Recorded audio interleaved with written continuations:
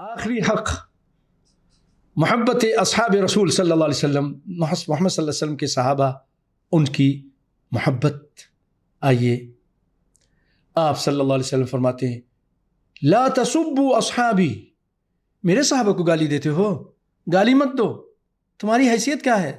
تم سوچو، اگر تم بہت پکے مسلمان بھی ہو تب بھی سنو، لا تسبوا اصحابی فلو ان احدکم، اگر تم میں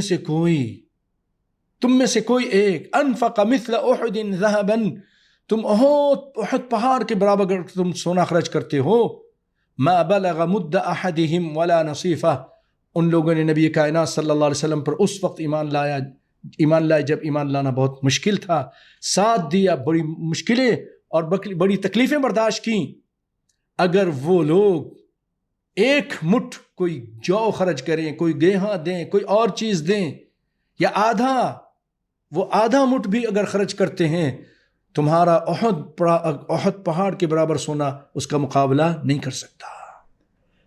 ان کے چھوٹے عمل اللہ کے یہاں بہت بڑے ہیں۔ ان سے محبت کرے گا صحابہ کرام سے مومن ہی، اور جو منافق ہوگا ولا یبغضهم الا منافق، اور منافق ان سے نفرت کرے گا۔ تو یہ منافقین ہیں جو ایسا کر رہے ہیں، ان کا بہت برا انجام ہوگا اگر یہ توبہ نہ کریں۔ اللہ تعالیٰ ان لوگوں کے بارے میں فرماتا ہے لَقَدْ رَضِيَ اللَّهُ عَنِ الْمُؤْمِنِينَ إِذْ يُبَايِعُونَكَ تَحْتَ الشَّجَرَةِ فَعَلِمَ مَا فِي قُلُوبِهِمْ فَأَنزَلَ السَّكِينَةَ عَلَيْهِمْ وَأَثَابَهُمْ فَتْحًا قَرِيبًا۔ سورة الفتح آیت نمبر 18۔ تحقیق راضی ہو گیا اللہ تعالیٰ مومنوں سے، ماضی کا صیغہ، اللہ راضی ہو گیا مومنین سے جنہوں نے بیعت کی۔ جب وہ بیعت کر رہے تھے درخت کے نیچے بیٹھ، 1400 صحابہ تھے، آپ کہتے نہیں صرف 4-5 صحابہ ہی دین پہ رہے، پلٹ گئے تھے، یہ ہو گیا تھا، وہ ہو گیا تھا۔ یہ قرآن ہے، اللہ کہہ رہا ہے وہ لوگ درخت کے نیچے جنہوں نے بیعت کی، اللہ ان سے راضی ہو گیا۔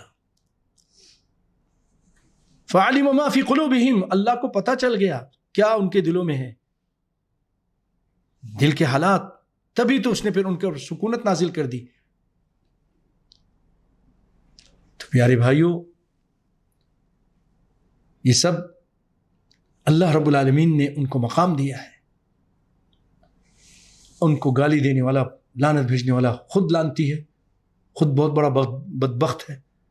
آئیے، ایسے تو بہت ساری باتیں، لیکن کیونکہ میں نے مختصر کرنا تھا، آئیے ایک حدیث سنا کر اس سے متعلق بات کو ختم کرتا ہوں۔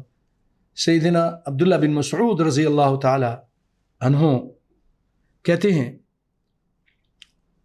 ان اللہ نظر فی قلوب العباد، کہ اللہ تعالیٰ نے بندوں کے عباد کے دلوں پر نظر ڈالی، فوجد قلب محمد صلی اللہ علیہ وسلم خیر قلوب العباد فاصطفاہ لنفسہ فابتعثہ برسالتہ، تو سب سے بہترین دل اگر پوری کائنات میں اگر کسی کا تھا تو محمد صلی اللہ علیہ وسلم کا دل تھا، ہر لحاظ سے۔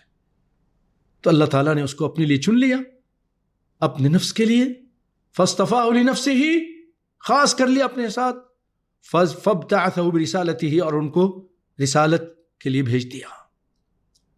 ثم نظر فی قلوب العباد، پھر اللہ تعالیٰ نے نظر ڈالی لوگوں کے دلوں میں، اپنے بندوں کے دلوں پر، بعد قلب محمد صلی اللہ علیہ وسلم، محمد صلی اللہ علیہ وسلم کے دل کے بعد، تو پھر کیا ہوا؟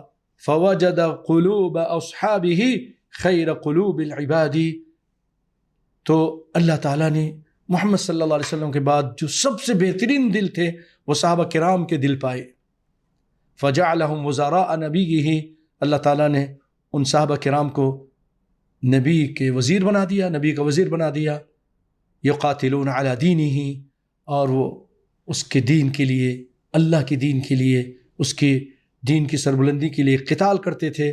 فما رأى المسلمون حسنا، یاد رکھو جو مسلمان، یہ سب مسلمان، یہ صحابہ کرام جس چیز کو اچھا سمجھیں، فہو عند اللہ حسن، وہ اللہ کے نزدیک بھی حسن ہے۔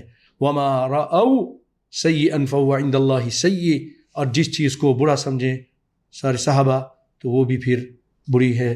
یہ اس کو امام احمد نے بیان کیا ہے، حالانکہ یہ اثر ہے لیکن هذا الأثر بحكم المرفوع، یہ مرفوع کے حکم میں ہے، للنبی صلی اللہ علیہ وسلم، مرفوع المرفوع للنبی صلی اللہ علیہ وسلم مثلہ مثل حدیث،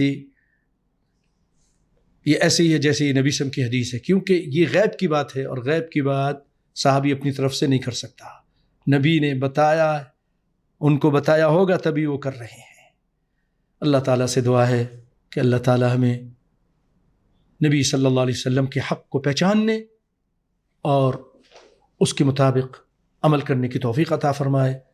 وآخر دعوانا ان الحمد للہ رب العالمین، والسلام علیکم ورحمۃ اللہ وبرکاتہ، وجزاکم اللہ خیرا۔